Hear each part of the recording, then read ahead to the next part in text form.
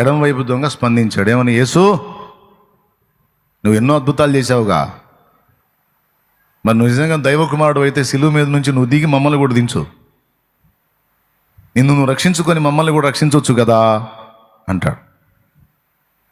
అప్పుడు కుడివైపు ఉన్న దొంగ అంటాడు, రై నోర్మై, వినలేదా ఆయన ప్రేమ, చూడలేదా ఆయన క్షమాగుణం? మనం ఈ శిక్ష పొందుతున్నామంటే మనకు న్యాయమేరా? ఎందుకంటే మనం దోపిడీలు చేసాం, దొంగతనాలు చేసాం, అనర్హత్యలు చేసాం, దుర్మార్గాలు చేసాం. ఇలాంటి చావు మనకి న్యాయమే. కానీ ఈయన నేను అబ్జర్వ్ చేస్తున్నాను రా, ఒక్కసారి కూడా ఒక్క తప్పు చేసినట్టు నాకు కనబడలా, ఒక్కసారి కూడా ఒక్క నేరం చేసినట్టు నాకు కనబడలా. తాకి స్వస్థపరిచాడ్రా, పలికి స్వస్థపరిచాడ్రా, దీనుల్ని, ఆర్తుల్ని, అన్నార్తుల్ని ఆదరించాడ్రా, కడుపులు నింపాడ్రా, బాగు చేశాడ్రా, బ్రతికించాడ్రా, ఎవ్వరికి ఏ హాని చేయలేదురా.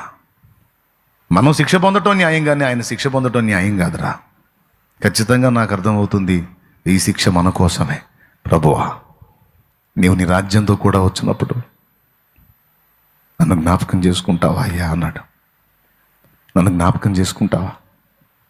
అప్పుడు యేసు ప్రభు అన్నాడు.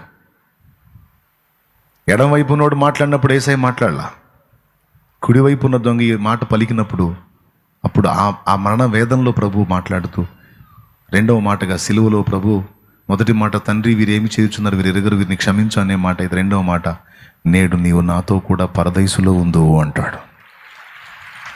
అంటే సిలువ మీద ఉన్న దొంగకి ఎప్పుడు పరివర్తన కలిగింది? సిలువ మీద ఎక్కినప్పుడు కలిగింది. ఒకవేళ అతను కింద నిలిచి ఉన్నట్టయితే యేసు ప్రభు ఏం చెప్పాడు తెలుసా? కుమారుడా, వెళ్ళి బాప్తిస్మం పొంది రక్షణ పొందు నాయనా అనేవాడు. కానీ ఇప్పుడు వాడు బాప్తిజం పొందే ఛాన్స్ లేదు, ఎందుకంటే శిక్షలోకి వచ్చాడు. రోమా సైనికులు వదిలిపెట్టరు. సార్ నన్ను ఒకసారి సిలువ దించండి సార్, బాప్తిజం ముందు వస్తానంటే, అవునా సరే దిగిరా అని అనరు వాళ్ళు, పొడుస్తారు అవసరమైతే బళ్ళని తీసుకొని.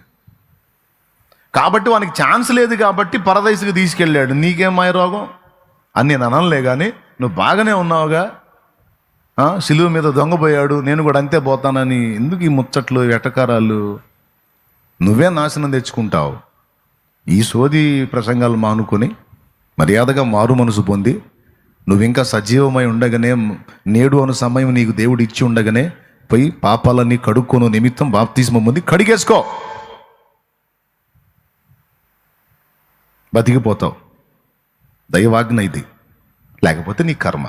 నువ్వు ఏ రిఫరెన్స్లు చూపించుకొని వెటకారాలు చేసుకుంటూ తిరుగుతావో, పసిబిడ్డలా తగ్గించుకొని చెప్పిన పని చేసావా ధన్యుడివి. వెటకారాలు చేస్తే రేపు నీ మూతే 30 అంకర్లు తిరిగిద్ది అక్కడ జడ్జిమెంట్ జరిగేటప్పుడు.